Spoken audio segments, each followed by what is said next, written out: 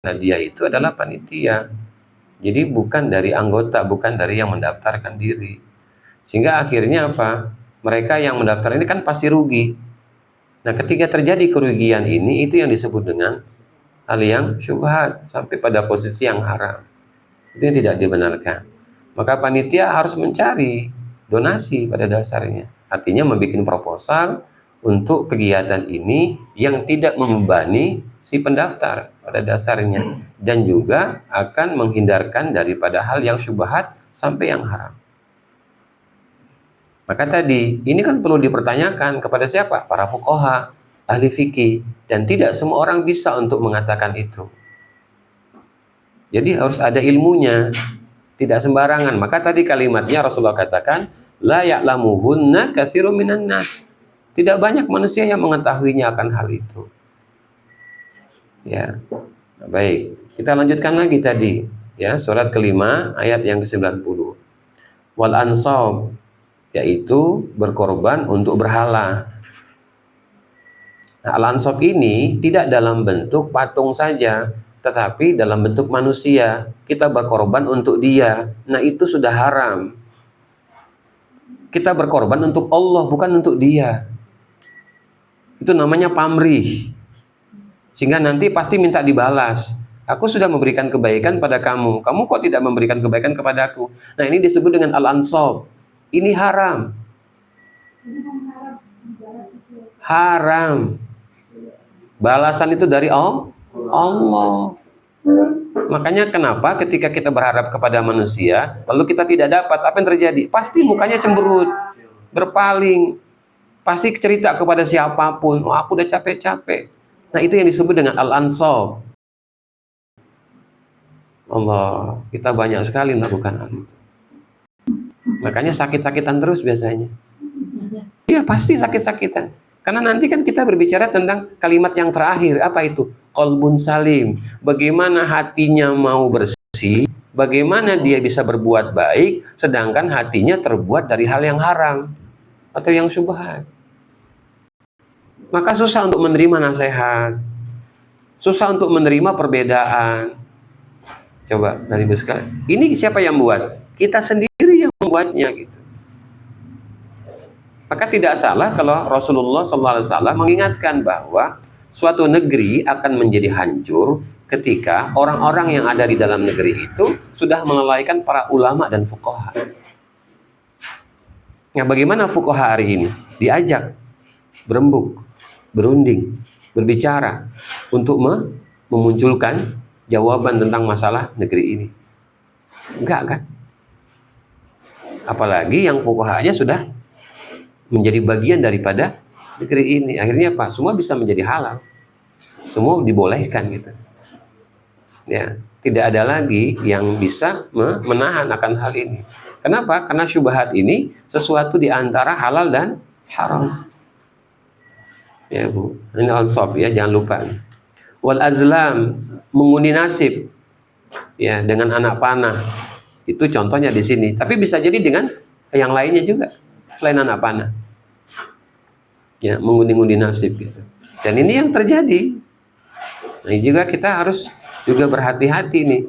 Kalau kita berbisnis, lalu di bisnis itu ada apa, hadiah-hadiah misalnya. Nah, ini hati-hati juga kita di sini gitu. Ya, kenapa? Karena di situ juga harus ada orang yang memang menguasai tentang hal agama ini. Gak bisa kita main menjalankan sesuatu tanpa kita memiliki ilmunya gitu. Ya, jadi bukan soal kita tidak bisa mendapatkan dunia, tetapi kalau kita mendapatkan dunia itu kira-kira berkah tidak menurut Allah.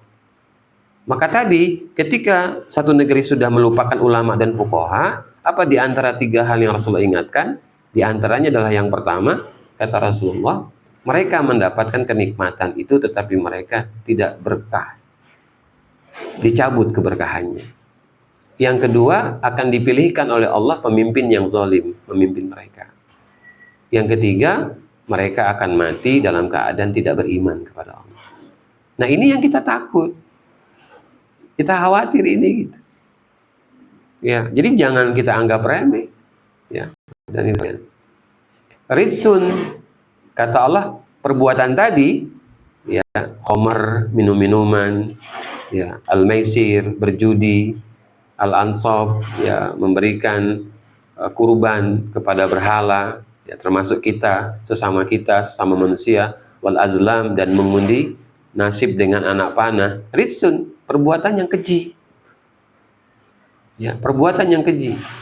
Min amali syaitan, dan itu perbuatan daripada syaitan. Fajtanibu, kata Allah, jauhi, ini perintah Allah, jauhi, jangan dekati.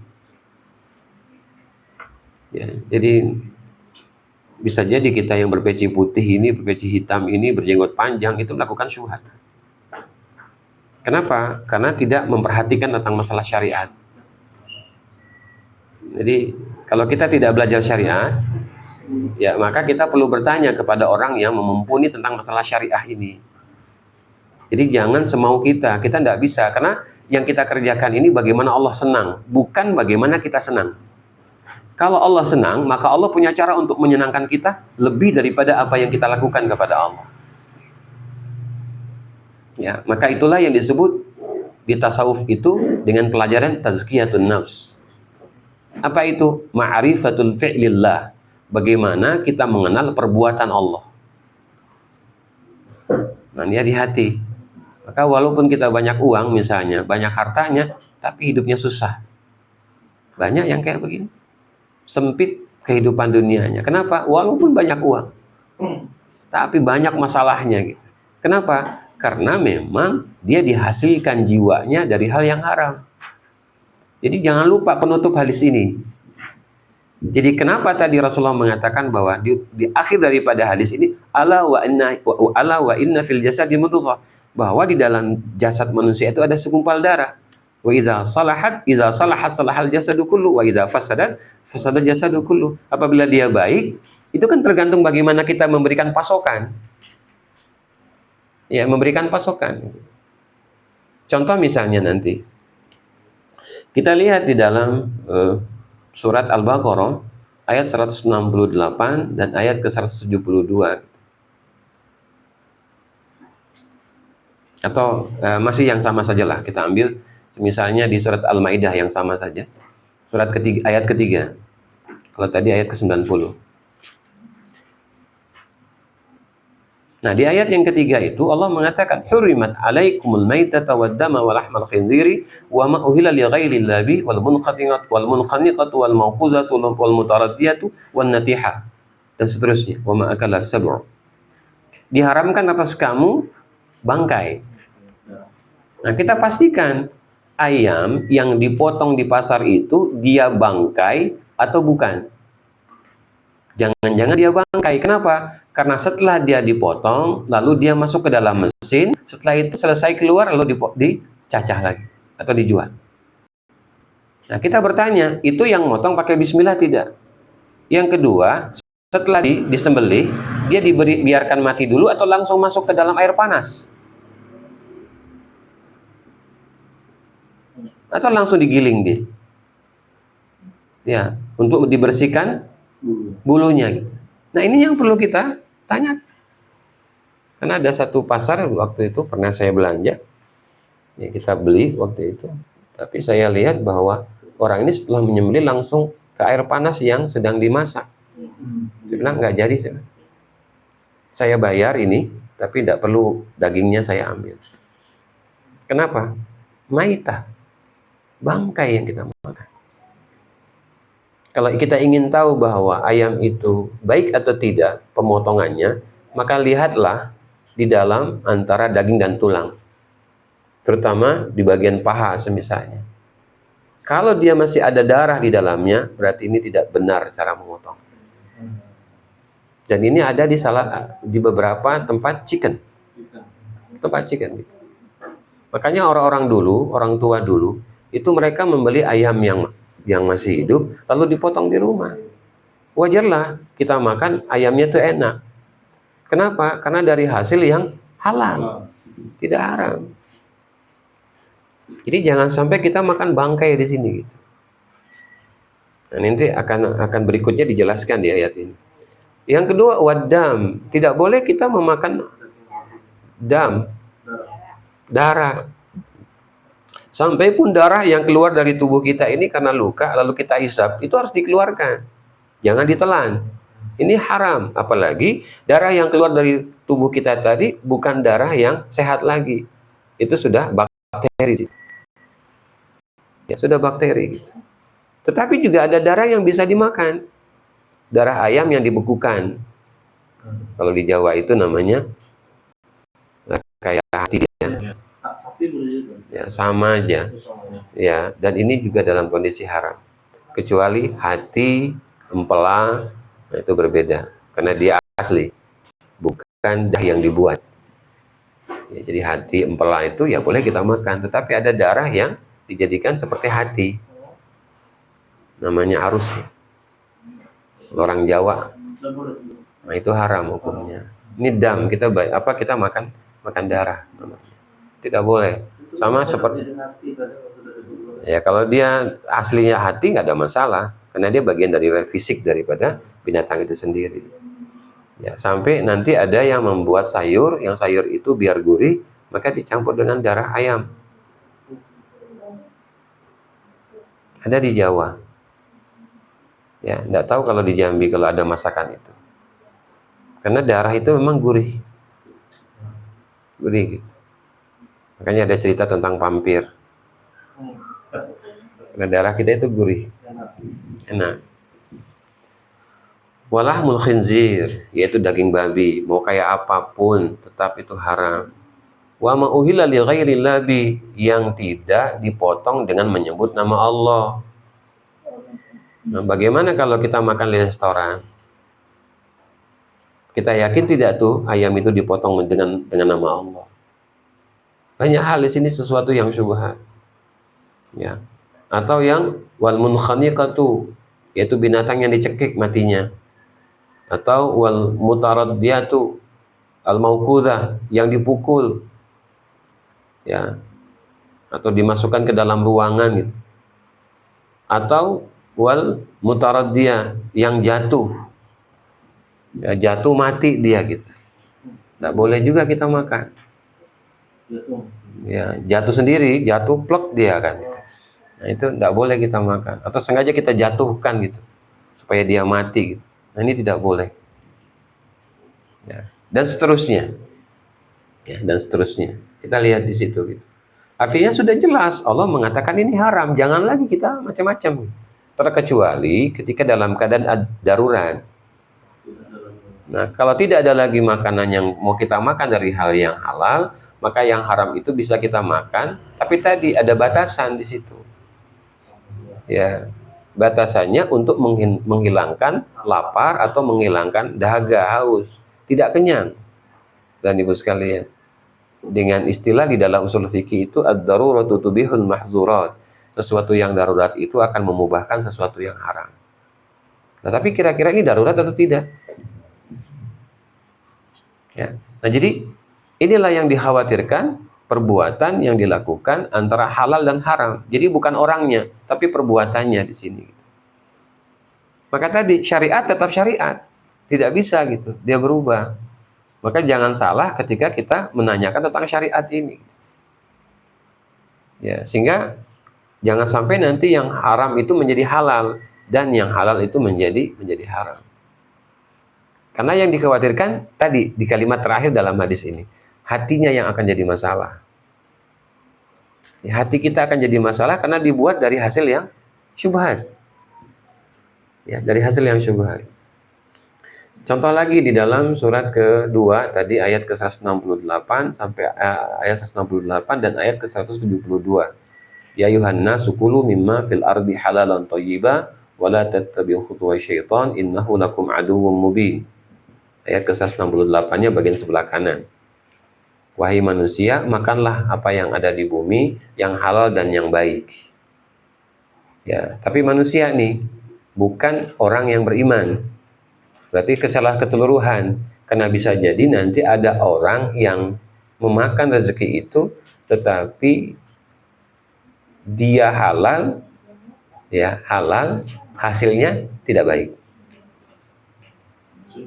Pekerjaannya halal, tapi hasilnya tidak baik. Apa itu? Korupsi. ya kan?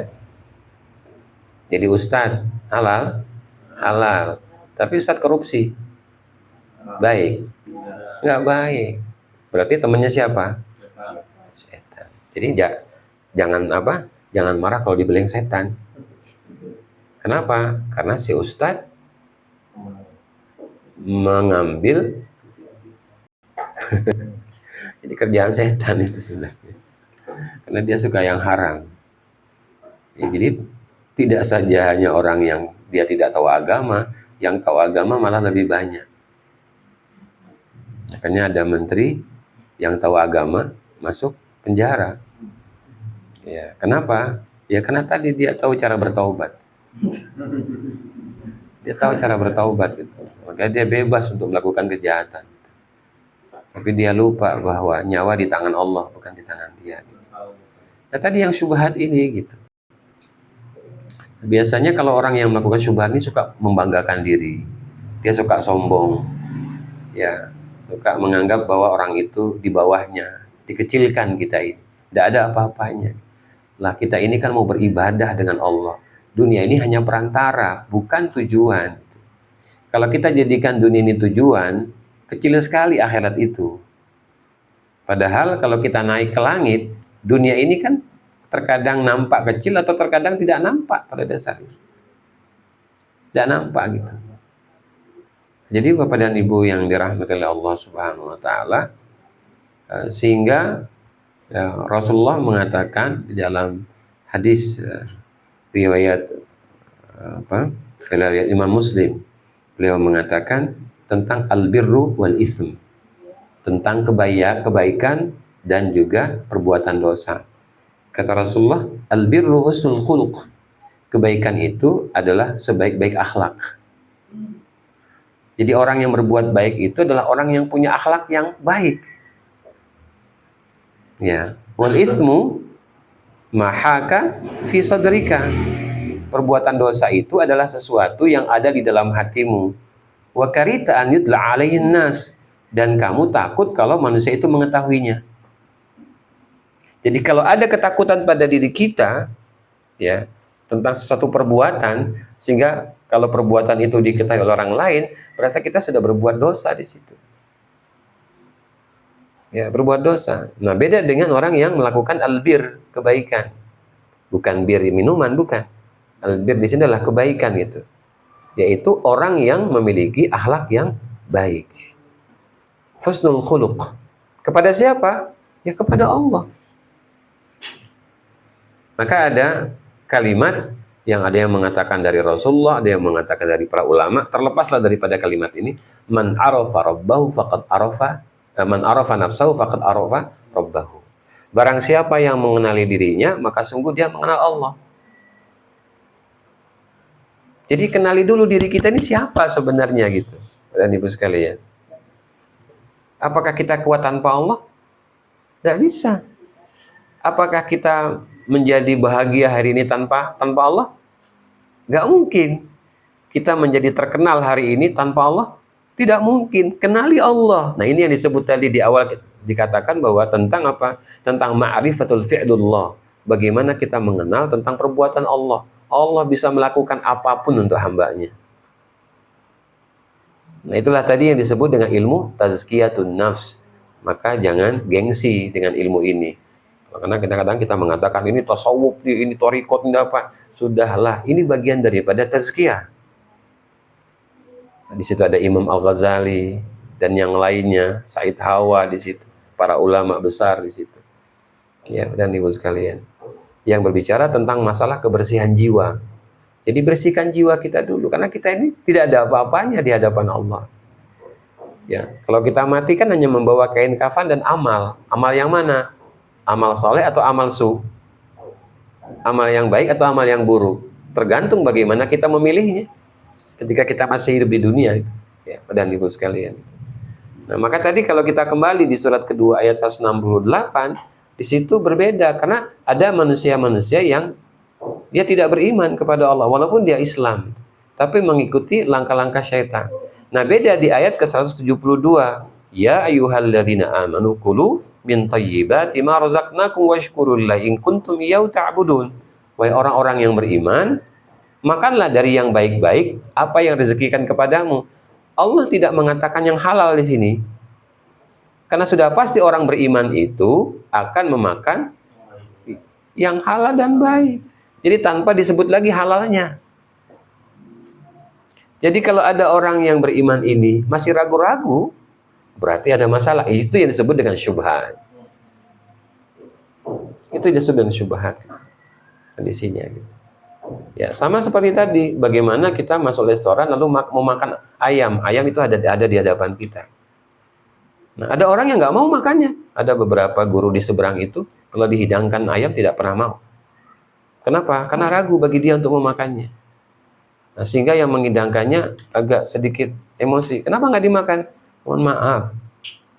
Saya ingin bertanya, ini dipotong di rumah atau di pasar? Kalau di pasar, saya ragu untuk memakannya. Tapi kalau dipotong di rumah, saya makan.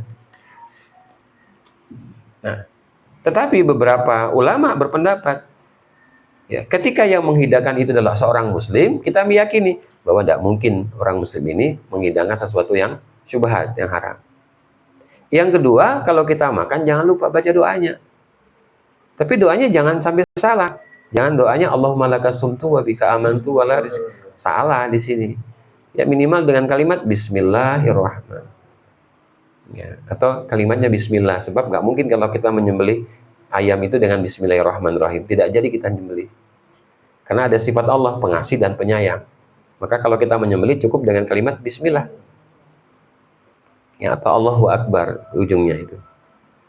Nah, jadi Bapak Ibu sekalian yang dirahmati Allah Subhanahu wa taala, perbedaan dari dua ayat ini walaupun sama-sama berbicara tentang masalah memakan, tetapi di ayat yang berbicara tentang orang beriman, Allah tidak menyebutkan lagi sesuatu yang halal. Kenapa? Karena orang beriman pasti dia mengetahui tentang yang halal itu.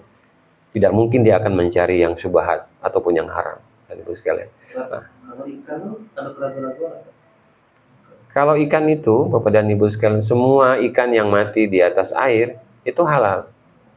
Kecuali sapi yang mati di dalam sungai. Itu haram. Kenapa? Karena dia adalah binatang darat, bukan laut ataupun sungai.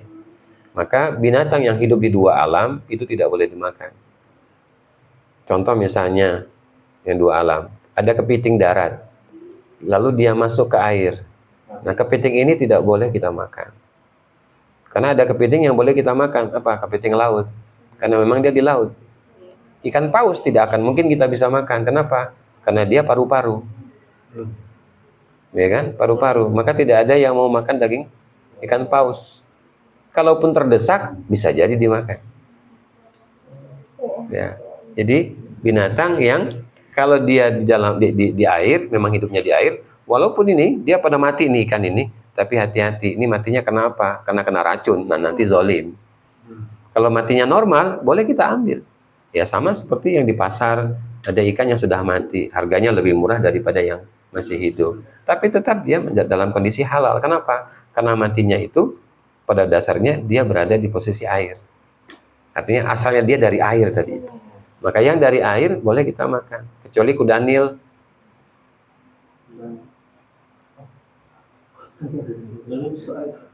Kudanil kan dia paru-paru. Kayak sapi. Ya kayak paus. Ya, dia kan kayak paus, kayak badak bahasanya. Nah kan dia kan paru-paru. Maka dia tidak akan mungkin lama menyelamnya. Kalau dia yang paru-paru, kan ada binatang air ini yang paru-paru, maka tidak boleh dimakan. Dan yang hidup di dua alam, tidak boleh. Buaya, nggak bisa kita makan, karena dia hidupnya di dua alam, di air dan di darat. Ya kita lihat sekarang, dia hidup di dua alam atau tidak? Ya, penguin misalnya, hidup di dua alam, antara darat dan laut, ya tidak boleh hidup. Jadi hanya satu saja. Kepiting itu dia di air. Ya kan kepiting yang laut itu kan dia hanya di laut pada dasarnya. Ya sama posisinya di air.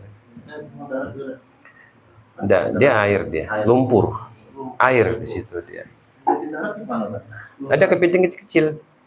Dia hanya di darat. Ya, di air dia naik lagi, di air naik lagi. Dan tidak ada dagingnya biasanya. Tidak ada. Baik. Ikan itu tidak ada keraguan kan? Dan, ya artinya proses sembelihnya kan tetap harus dimatikan dulu karena supaya dia tidak terzolimi. Maka bagaimana mematikannya? Kan banyak cara. Ada yang ditusuk dari kepalanya lalu digoreng, ada yang dipukul. Ya kalau memang ditusuk itu agak lama, agak lambat dan problemnya cukup berat, ya sudah dipukul, pastikan bahwa dia mati. Itu kan tata cara saja. Asal jangan sampai dia masih hidup lalu kita potong. Itu dalam keadaan kan nyawa dia ada. Tapi ada pernah ketemu goreng ikan tapi masih hidup. Kadang kan kayak gabus itu kan kuat gitu. Ya, artinya yang jelas kan dia sudah diusahakan untuk dipotong, tapi kan itu gerakan tubuh. Oh, bukan nyawa. Bukan, nyawa udah lepas. Sudah potong-potong masih Iya, kan sudah kan kadang ayam juga sama. Kadang-kadang dia masih ada getaran. Nah, itu bukan nyawa ya. Dalam keadaan memang masih daging hidup. ya, daging hidup ya. Iya, Dari sapi yang hidup ya. Sapi kan sudah gerak. Ya, wallahualam. Nah, jadi ini yang harus ya kita perhatikan di sini gitu. Dalam hal antara tiga tadi tentang masalah syariatnya, masalah syubhatnya, dan tentang masalah hati. Jadi hati yang tidak tenang, hati yang kotor itu karena hati yang dibentuk dari sesuatu yang syubhat.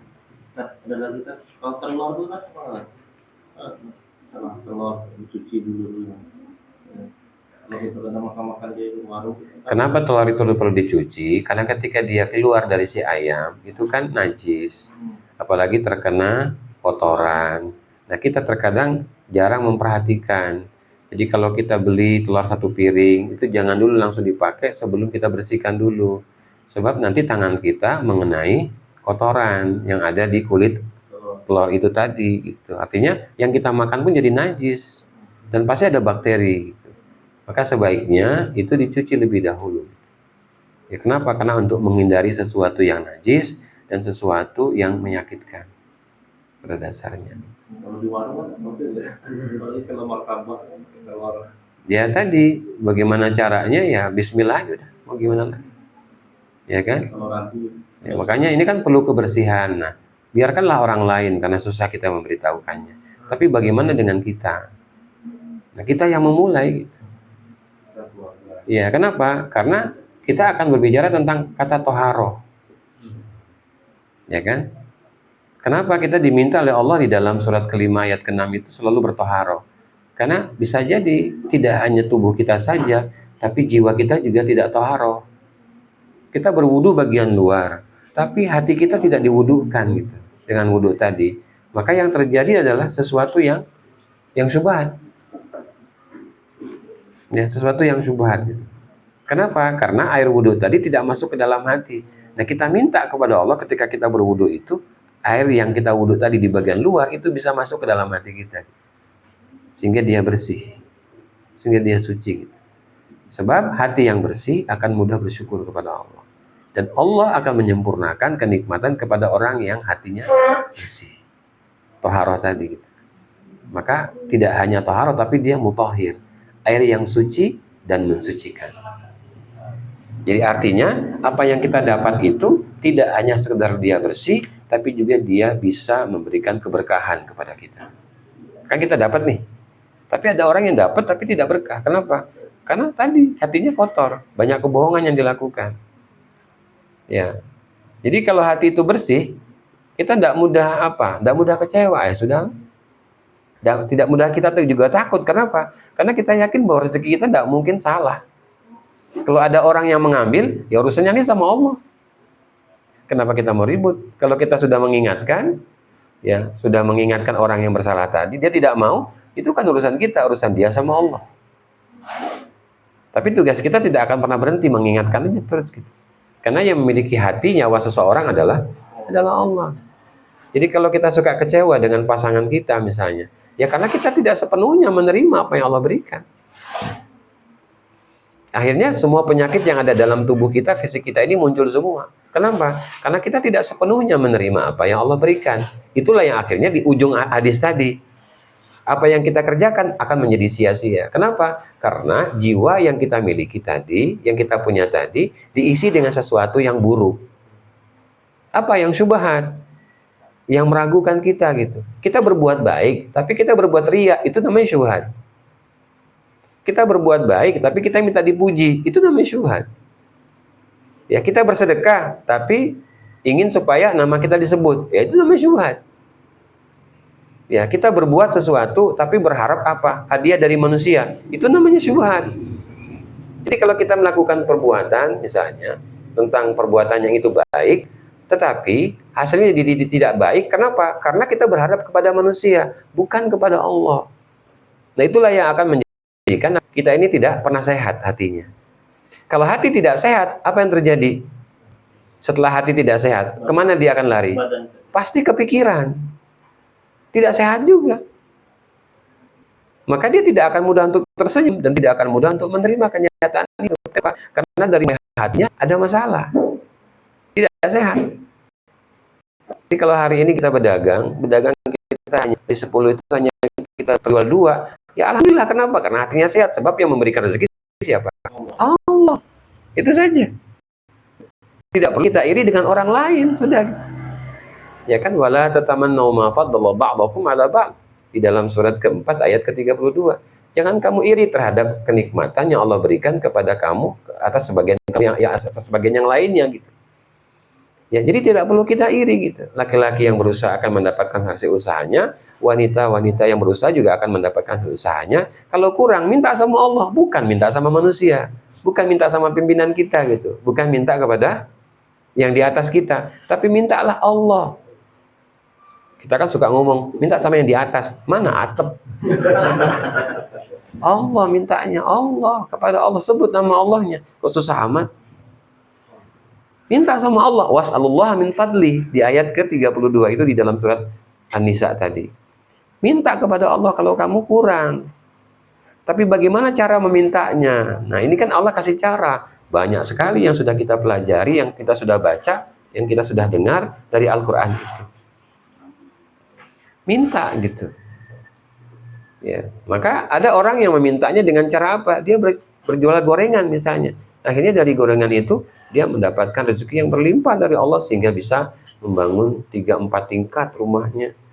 Ya, setelah itu yang menikmati bukan dia, anak-anaknya. Karena dia meninggal setelah itu. Hanya ketika dia berjualan, dia tidak pernah melupakan kewajiban diri kepada Allah. Apa? Sholat. Waktunya sholat, dia tinggalkan gorengan. Yang penting laci ataupun uang dia bawa. Jadi kalau ada orang makan gorengan, terserah lah, nggak apa-apa. Sebanyak apa dia makan, nggak mungkin satu roli itu dia makan, nggak mungkin. Ya sudah, sedekah lah. Dan orang ini tidak pernah apa? Jarang sakit orang ini. 2 suami istri tidak pernah sakit, jarang sakit gitu. Kenapa? Karena dia tidak pernah dendam pada siapapun. Dia hanya bilang, tolong titip ya sama yang di situ. Kami nak sholat berdua di masjid. Di masjid sholatnya. Masya Allah gitu. Tapi yang menikmati anak-anaknya. Ya, dan itulah tujuan dia gitu. Bahwa dia ingin memberikan yang terbaik tidak hanya kepada manusia, tapi juga kepada Allah. Waktunya sholat, dia tinggalkan. Dan semua orang di pasar itu mengenali mereka. Kenapa? Orang yang sangat gemar sedekah.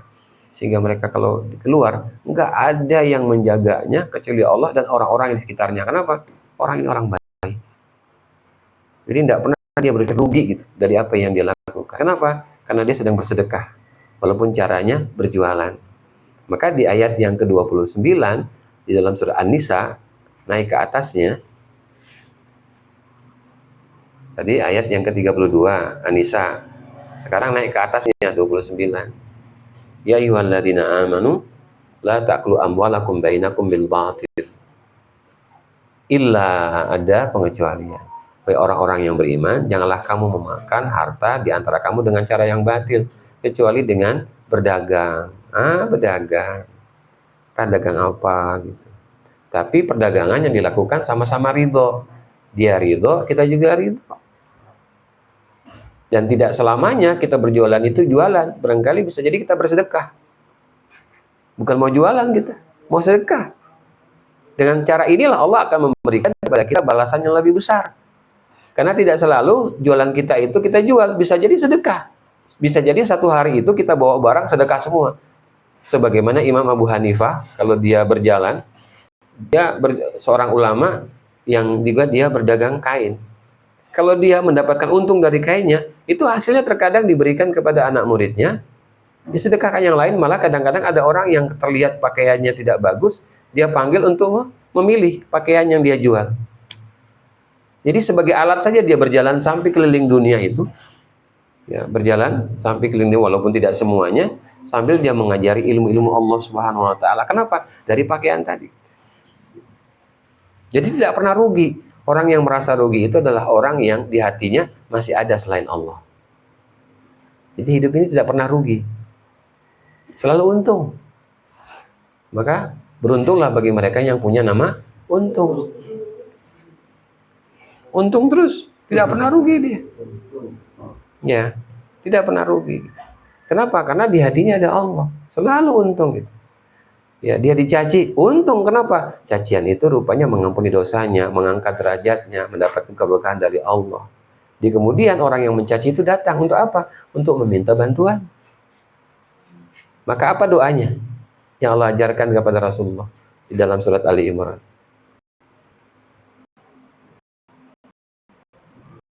Apa doanya? Surat ketiga ayat ke-191. Di ujung ayat itu Allah bilang, Rabbana ma khalaqta hadza batila subhanaka faqina adzabannar. Ya Tuhan kami, Engkau tidak menciptakan sesuatu dalam keadaan sia-sia. Maksudnya Engkau ya Allah, jauhkan kami daripada api neraka. Jadi nggak ada yang sia-sia sebenarnya. Ya. Jadi kalau saya hitung-hitungan dengan pengajian ini, ya bisa jadi sia-sia. Kenapa? Karena yang datang segini, datangnya jamnya tidak sesuai, misalnya kan. Tapi kita sedang mencari keberkahan dari Allah. Ya, dari Allah kita mencarinya, gitu, bukan dari manusia. Kalau dari manusia itu tidak akan pernah nyaman hati kita. Jadi kita sedang mengetuk pintu langit di sini dengan cara apa? Berbuat baik di hadapannya. Walaupun kebaikan yang kita lakukan itu bisa jadi berdampak negatif di kemudian. Tapi tetap kita akan berbuat baik karena kita sedang mengetuk pintu langit itu sekuat-kuatnya dengan kemampuan yang Allah berikan kepada kita. La yukallifullahu nafsan illa wus'aha. Jadi Bapak dan Ibu sekalian, sekali lagi bahwa berhati-hatilah dengan sesuatu yang syubhat. Ya, yang halal sudah jelas, yang haram sudah jelas. Ya, Bapak dan Ibu sekalian.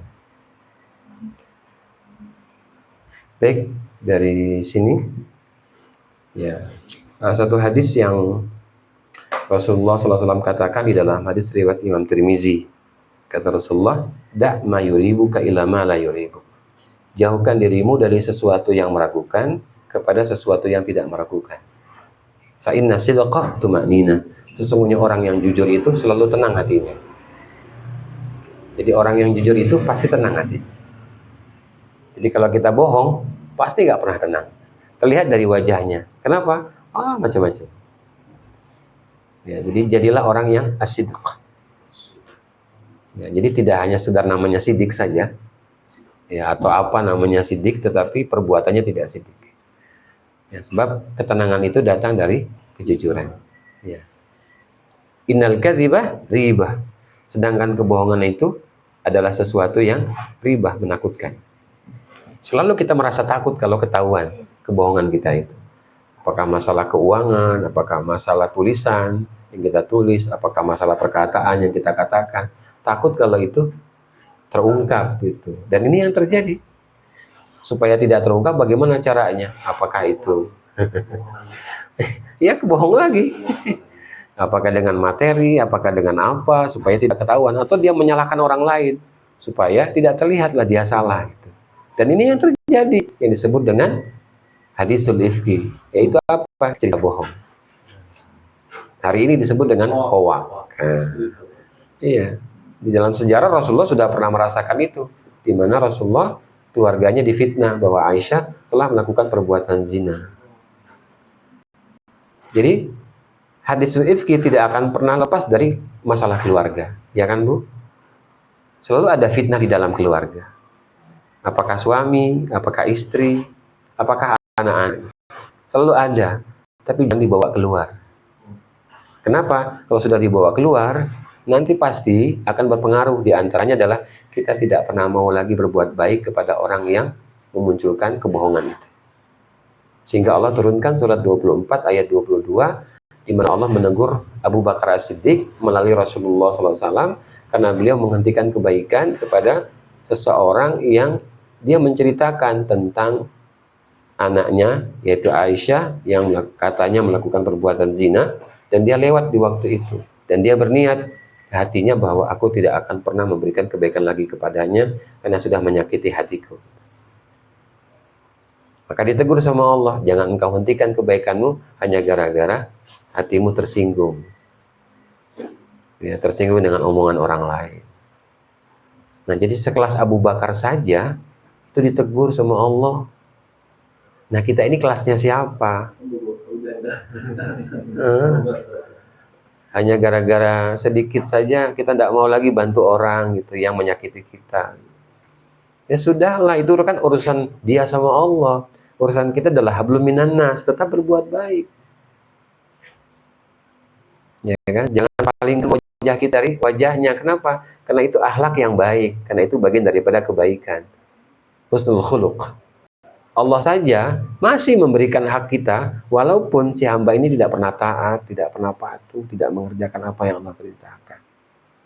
Masih diberikan haknya. Coba. Tapi nanti ada masa, ada satu waktu, Allah akan memberikan sanksi kepadanya. Baik, Ibu sekalian.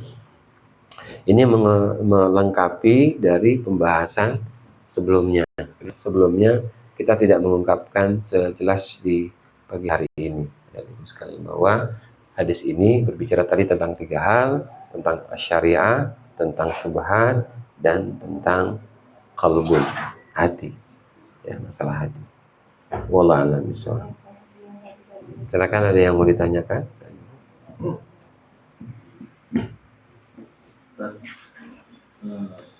Ini mengenai dagangan kami, Ustaz. Kalau dulu sama sekarang ini kan perbedaannya dengan bahan baku. Bahan baku semua serba naik. Terus kami harga jual masih tetap gitu kan. Jadi otomatis yang mengurus profit gitu kan. Profitnya dulu bisa dikatakan sekitar 50%, sekarang tinggal 20% gitu kan. Jadi banyak sih syarat kita disuruh naikin, sementara daya beli sekarang nih nggak itu kan, jadi mau dinaikin takut daya beli tambah turun gitu. Jadi ada juga bilang suruh dikecilin potongannya, sementara itu udah kecil kan gitu. Mau kecil mana lagi. Jadi kan biasanya kami kan jual 500 satu biji kan, jadi 10.000 tuh seporsi isinya 20 biji. Terus kami nyiasatinya dikurangi 2 biji gitu kan, untuk bisa nambahin itu kan, untuk itu. Itu kan hanya cara saja, mekanisme di lapangan. Jangan kurangi bahan, tetap bahan seperti itu. Tapi bisa jadi 5.000 dapat 4. Kualitasnya gitu. Ya, kenapa? Karena ya harga pada naik. Nah, silakan, karena nggak mungkin kita berjualan, berbisnis kalau kita juga tidak mengambil untung. Silakan. Hanya tidak berlebihan untungnya, dan yang kedua jangan mengecilkan barang, karena kebiasaan kita itu kalau sudah bicara masalah kenaikan harga pasti barang dikecilin. Misalnya minyak wangi, pasti takaran minyak wangi itu dikurangi wanginya, walaupun botolnya sama 10.000. Ini yang pada dasarnya akan merusak bangsa pasar dia sendiri, sehingga orang tidak percaya gitu terhadap dirinya. Atau barangkali tetap dengan harga yang sama, dengan jumlah yang sama, karena kita ingin berniat bahwa kita juga ingin bersedekah. Ya silakan, semua kembali pada diri kita sendiri. Yang penting jangan kita bohongi. Ini mohon maaf nih, naik harga barang-barang begini, jadi harga kami naik, padahal sebenarnya barang untuk siapa bahan tadi tidak naik, tapi kita bilang naik. Nah, ini bohong. Sama seperti orang jual sepatu, mohon maaf nih nggak bisa kurang, kenapa? Karena ini aja sudah, padahal dia masih bawah lagi ada, itu namanya bohong. Maka ketika orang ini berbohong, pasti dia akan menyembunyikan kebohongnya supaya orang lain tidak tahu. Nah, ketika ada orang yang tahu bahwa harga itu sebenarnya sekian aslinya gitu, pasti dia akan marah. Jangan bilang-bilang situ. Nah, Jadi kalau kami kan bahan bakunya semuanya pemakainya umum kayaknya. artinya apa? Semua kembali pada kita sendiri. Yang Boleh, penting Ustaz, ya artinya yang penting begini, jangan sampai ada kebohongan. tapi kami bilang ya, karena biasanya kami 20 Bu, nah, sekarang ini 18. Sebab Rasulullah SAW itu kalau beliau mendagangkan barangnya Khadijah, dia akan mengatakan kepada semua orang yang akan beli, saya ambil dari Khadijah sekian, saya jual sekian, silakan kalau hemat atau tidak. Nah masih ada nggak model yang kayak begini? Gitu. Kenapa? Karena modelnya keyakinan. Sebab Rasulullah yakin bahwa keuntungan itu datangnya dari Allah, bukan dari dirinya. Kalau barang itu enak, barang itu bagus, pasti orang akan datang, walaupun harganya mahal. Kenapa? Karena kejujuran awalnya dari hati kita gitu loh. Pasti orang akan mencari. Sampai kenapa Muhammad tidak datang ke Syam? Rupanya dia dalam keadaan sakit. Hanya mereka tidak mau membeli barang yang datang dari Mekah. Pasti dia menunggu. Kenapa? Kan barang sama, kata mereka. Ini sama barangnya, beda tipis saja. Tidak, karena kami mendapatkan sesuatu yang berbeda dari Muhammad. Itu sebenarnya. Nah ini yang tidak diperhatikan. Yang ada di kepala kita adalah untung, untung, dan untung. Bukan kita mau beribadah, maka jadikanlah apapun yang kita kerjakan itu ibadah kepada Allah. Iya, ibadah. Sebagai seorang ustadz misalnya, apa mencari untung? Kalau apa yang dijanjikan itu sedikit, dia nggak mau cari yang besar. Enggak, itu kan kewajiban sebenarnya. Maka biasanya kalau orang seperti ini tidak lama itu hidup. Artinya apa? Bermasalah di kemudian gitu. Dari mana permasalahan terjadi? Dari hatinya sendiri. Maka yang keluar pun tidak sama dengan perbuatannya. Semestinya kan kalau kita berbicara masalah iman itu kan al-imanu at-tasdiqu bil qalbi wal iqraru bil lisani wal amalu bil jawari. Itu iman, tapi kenyataannya enggak. Ya, kita membenarkan di dalam hati kita mengucapkan di lisan kita, tapi perbuatannya tidak sama. Nah, kan ini kebohongan namanya. Dan pasti dia akan merasa khawatir kalau kebohongannya terbuka. Jadi kita bilang, jadi kalau kita berjualan gorengan tadi, mohon maaf Pak, ini biasanya 5.005, sekarang 5.004. Ya sudah kita beli. Seperti ada yang jual gorengan itu kan, yang di Mayang itu yang besar-besar itu kan, besar-besar dia. Kenapa? Saya tanya, kenapa kok besar-besar Bu? Pengen sedekah juga Pak. Insya Allah. Ilmunya tidak pakai S1, S2, S3.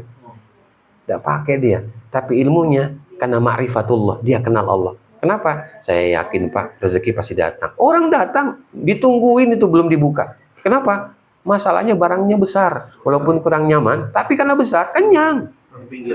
Nah, itu kan orang Jambi kan begitu. Iya. Supaya apa? Kalau kita kepengen nasinya banyak di restoran itu, kalau dibungkus, cari ke bakso. Maka kenapa bakso itu rame dan cepat habisnya? Karena dia kalau ngasihnya banyak. Kalau dibungkus, tapi kalau di tempat enggak. Beda. Iya, coba perhatikan gitu. Kita perhatikan berkah. Ada lagi di sini dekat Masjid Al-Ikhlas. Di pinggir jalan tuh ada tuh yang warung kecil, suami istri. Ya. Nah, dia itu apa? Gorengannya besar-besar. Tapi tetap 5.004. Hanya setiap hari dia menyisihkan 600.000. Karena nanti di bulan Ramadan dan Syawal dia tidak jualan. Di setiap hari dia sediakan gorengan itu dan minuman buat orang yang mau memakannya. Bebas, silakan ambil. Tidak menunggu hari Jumat. Kita mulai berpikir hari Jumat. Sekarang yang di Jumat sudah mulai berkurang. Kenapa? Nah, niatnya. Ya, lihat dari sini gitu. Jadi jadikanlah semua amal ibadah kita itu bagian daripada sedekah. Apa saja gitu. Ya, kalau kita bicara ilmu nggak bisa diukur dengan uang. Mahal betul ilmu itu. Tapi terkadang ilmu itu menjadi jatuh. Kenapa? Karena yang dia dapatkan materi tadi. Kepinginnya itu tadi. Kecil sekali sebenarnya. Ketika ilmu itu diberikan kepada orang lain, lalu ilmu itu diamalkan, diajarkan lagi oleh orang lain tadi kepada orang berikutnya, betapa banyak transfer kebaikan kepada kita. Kenapa? Karena kebaikan ditransfer dengan kebaikan pula. Ya. Kalau materi kan habis. Kalau kue yang di belakang itu habis. Maka perlu ditransfer dia sampai ke depan. Iya. Habis. Oh, besok. Baik. Cukup? Ibu ada yang mau tanya? Ibu ini kan mesem-mesem aja. Nggak tahu kalau banyak masalah di belakang. Iya. Mesem-mesem aja. Ya. Ada Bu? Nggak ada? Ya.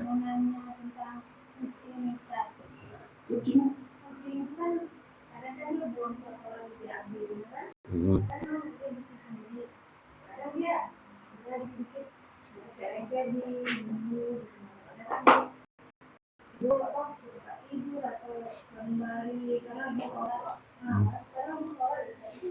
Najis.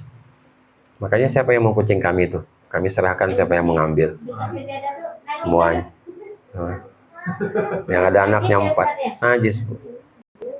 Najis. Tapi hati-hati.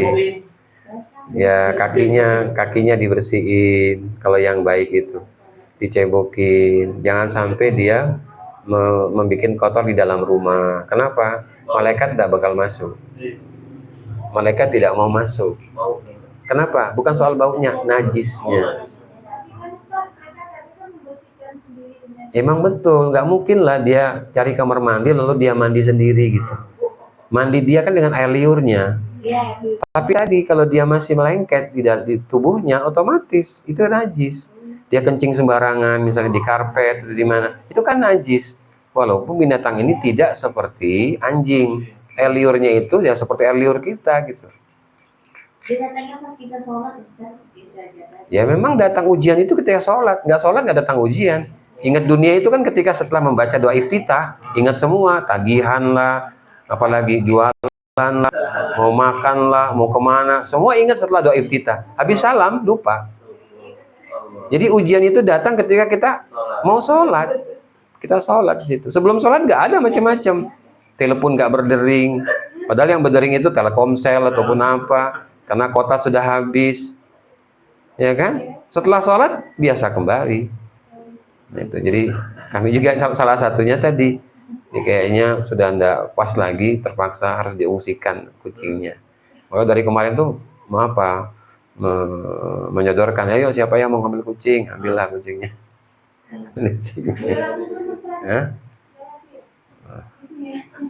Itu urusan sama Umi itu di belakang. Baik, cukup ya. Benar di kantor tuh banyak kan dari itu nanti tidur di sanada tidur itu. Nah itu tadi pastikan bahwa kucing itu dalam keadaan suci, bersih.